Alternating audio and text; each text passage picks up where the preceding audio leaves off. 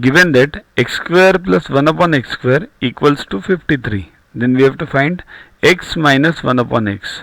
So here always remember, whenever you have to find what is asked to find, that is important.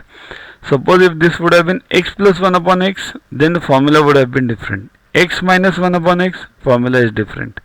So see, this is a slide for formulas, squares and cubes. That's why I said what's asked is important. X minus 1 upon x is asked. So a minus b the whole square. This formula you have to take. If x plus 1 upon x would have been asked, then this formula you would have taken. Okay, now a minus b the whole square. A square plus b square minus 2ab.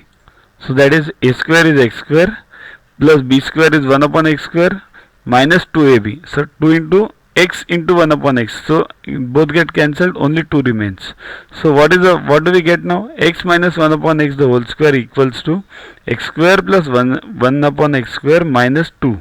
Okay. Now, but we know x square plus 1 upon x square is 53. So solve this. 53 minus 2 is 51.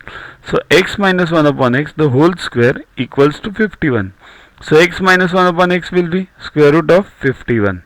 It is plus or minus, but these things are not taken plus or minus in algebraic expressions. So if the answer given is plus or minus, you tick that. If it is nothing is given, then tick root of 51.